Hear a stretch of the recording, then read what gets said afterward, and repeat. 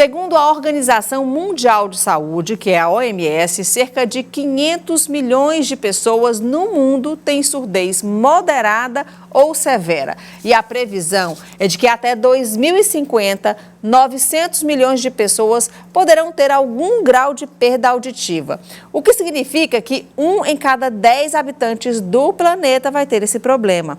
A diminuição da audição é mais comum de acontecer como consequência do envelhecimento, mas também pode surgir devido a ruídos excessivos ou otites frequentes, como, por exemplo, você pode identificar por meio de alguns sintomas e sinais que surgem ao longo do tempo. Então, para tirar nossas dúvidas e falar mais sobre esse assunto, a gente vai conversar agora com o médico otorrinolaringologista Diego Jefferson, que já está aqui no nosso estúdio. Seja bem-vindo, doutor, aqui é o Vida Saudável, para falar de um tema tão importante, né? Que é um tema sobre perda auditiva, e eu acredito que as pessoas de casa que estão nos assistindo, a gente vai ajudar de alguma forma com essas informações.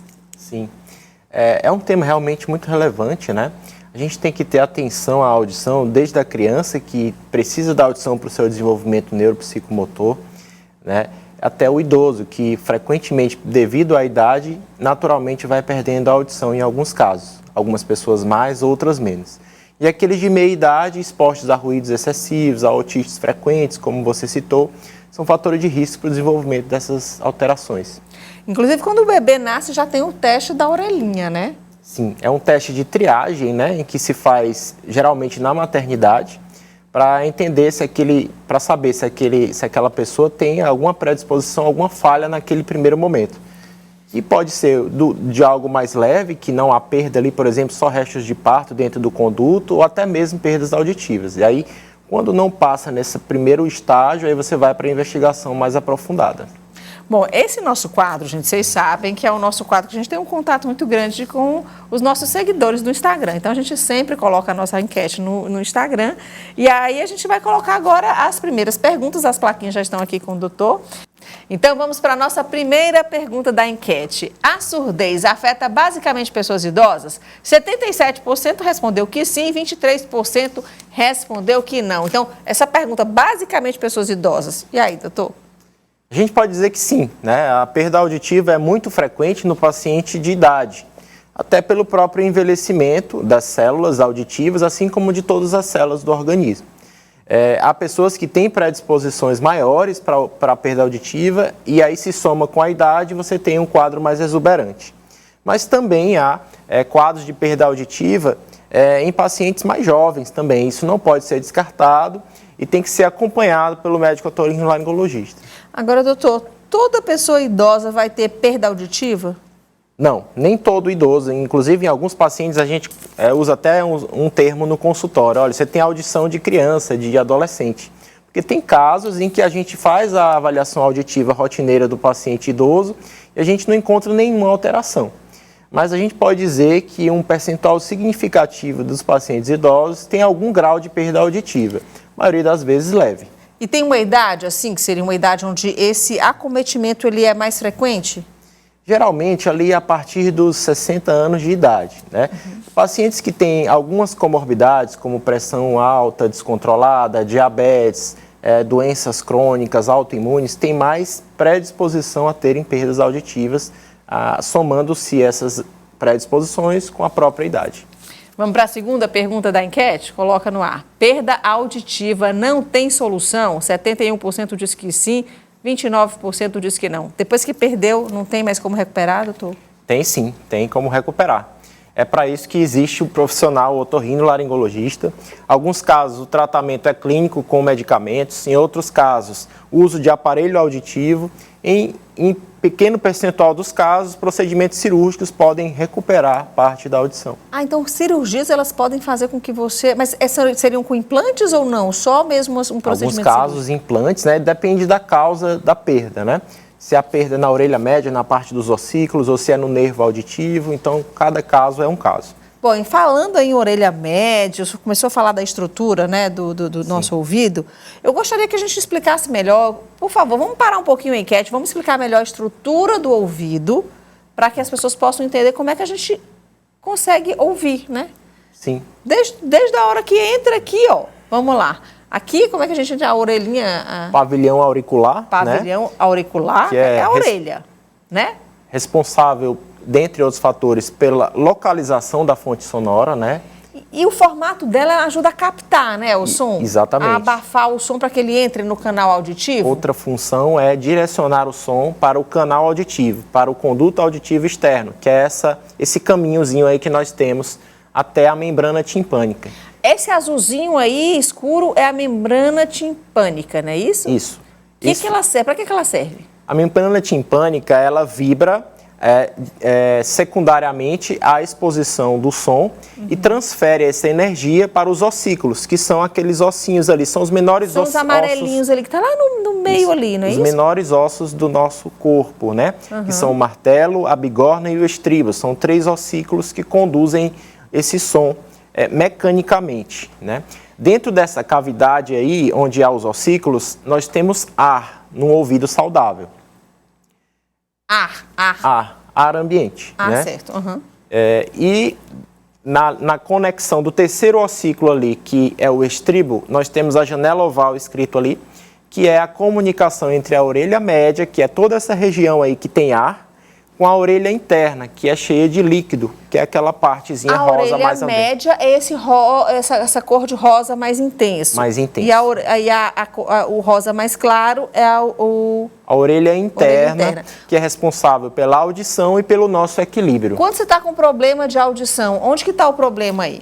Pode estar em qualquer um desses 3 setores. Pode estar no tímpano, pode estar no... Pode estar no conduto auditivo, pode estar no tímpano, pode estar na orelha média, pode estar na orelha interna. Qual é o problema mais simples? Seria quando ele está no canal auditivo? Porque a gente poderia denominá-lo como mais simples porque se resolve no consultório. Geralmente por exemplo, a pessoa está com entupimento, né, do canal com auditivo. rolha de cera no... Tem gente que forma rolha de cera, é muito frequente. E aí o problema é no conduto auditivo.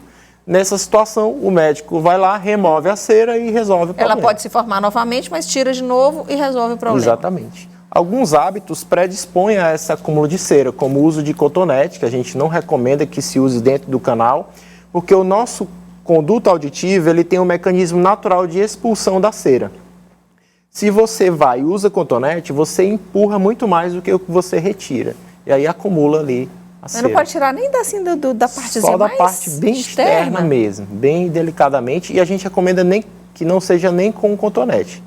Seja com uma toalhinha? Papel higiênico, um pano mais delicado, umedecido, e você passa na região ali. Ok, então vamos seguir a nossa enquete aí, que tem mais pergunta aí. Fumar pode causar zumbido nos ouvidos? 48% diz que sim, 52% diz que não. E aí, doutor, é sim ou não? Então, indiretamente sim, né? Porque fumar pode causar uso zumbido crônico, no ouvido? Sim, porque uma parte ali que a gente não detalhou da orelha média, né? Ela tem uma comunicação entre o nariz e o ouvido, que é a tuba auditiva, né? Geralmente, quando a gente está gripado, que sente aquele entupimento, você para de escutar também, para você ficar mais... Exato, né, é uma repercussão da inflamação nasal então, lá na audição. Então é nesse ponto aí, na orelha média. Aquele ponto lá da comunicação entre a orelha média, você pode ver ali que a orelha média é o rosinha mais escuro, né? Mais intenso. E tem um canal lá direcionado para baixo ali. Aquele canal que vai lá para baixo é o que vai para o nariz. Aquele canal vai para o nariz, né? Entendi. Então, o cigarro, ele é um agressor dos tecidos, né? Do nariz, da garganta e, consequentemente, daquele epitélio que conecta o nariz com o ouvido. O epitélio que o senhor fala é o canalzinho. O canal exatamente. É que eu estou tentando deixar uma linguagem mais didática aqui, tá, doutor? Tem que simplificar, realmente. O material que compõe o nariz e a garganta é o mesmo que compõe esse canal. Então, do mesmo jeito que você tem a agressão do cigarro à garganta, ao nariz, às vias aéreas superiores e inferiores, você também pode ter a agressão do cigarro à tuba auditiva e comprometer lá a orelha média. Olha, bem lembrado, viu? Eu achava que essa pergunta não tinha sentido nenhum, mas tem todo sentido, né? Então, vamos colocar outra pergunta da enquete. Não se deve usar hastes flexíveis para limpar os ouvidos? O senhor chegou até a falar, né? 19% diz que sim, que não se deve usar, e 81% diz que não. A pergunta ficou um pouquinho dúbia, então não deve usar mesmo, né? Não deve usar, não deve usar. Como eu falei, usar um um lenço umedecido, só na região externa aqui do pavilhão auricular. Ok, então, porque senão você faz empurrar a cera para dentro do ouvido e vai ser pior para o médico tirar, e só no consultório, porque né? as hastes flexíveis, elas têm uma ponta romba, né? Elas não têm um mecanismo de gancho para puxar a cera, então elas muitas vezes empurram mais do que retiram, né? Ok, então, a última pergunta, gente, coloca aí no ar.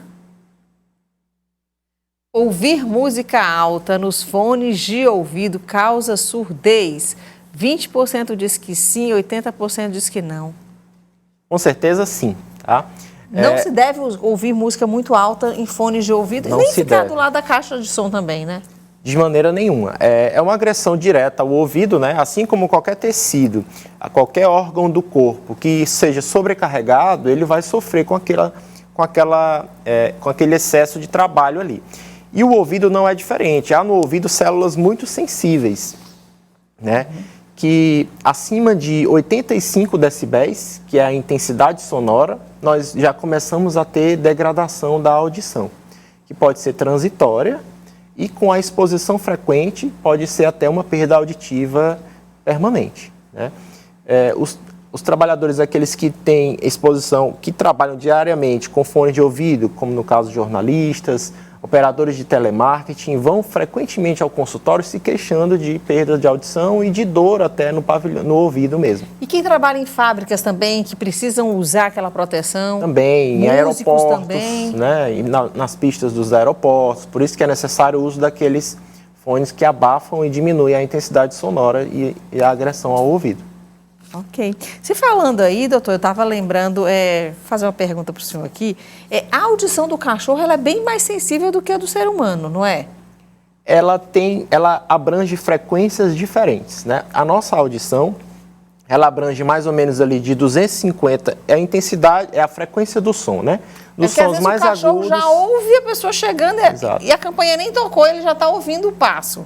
Há tipos de som, a gente pode falar dessa forma, de maneira mais simplificada, há tipos de som que o cachorro ouve melhor do que nós. E vice-versa, né? E tem sons que a gente ouve melhor do que o cachorro. Sim. Eu queria que a gente falasse dos sintomas e sinais, para deixar ainda mais didática essa nossa conversa aqui com o nosso otorrino, né? Sintomas que indicam perdas auditivas. O senhor quer ler ou quer que eu leia? Posso ler. Por favor, leia. Sintomas que indicam perda auditiva: dificuldade em falar ao telefone, falar muito alto, pedir frequentemente para repetir alguma informação, ter a sensação de ouvido tapado ou zumbido, olhar constantemente para os lábios das pessoas, fazer uma leitura labial e necessidade de aumentar o volume da TV ou rádio. Isso seriam sinais que a pessoa deve ficar atenta? Sim, sem dúvida. Diante desses sinais, o que a gente recomenda é procurar um profissional para fazer uma audiometria, que é um exame da audição. Doutor, e assim, às vezes as pessoas têm mania de falar muito alto. Geralmente quem fala muito alto é quem ouve pouco?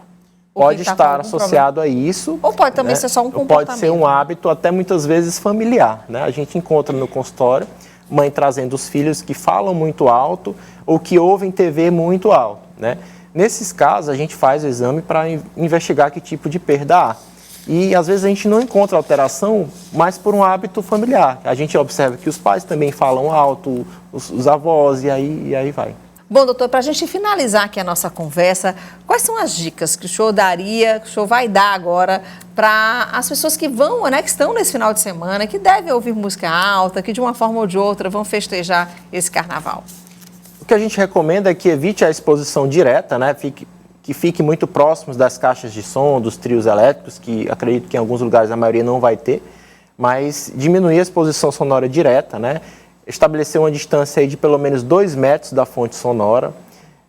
Se for utilizar fones de ouvido, utilizar ali mais próximo da intensidade média, né?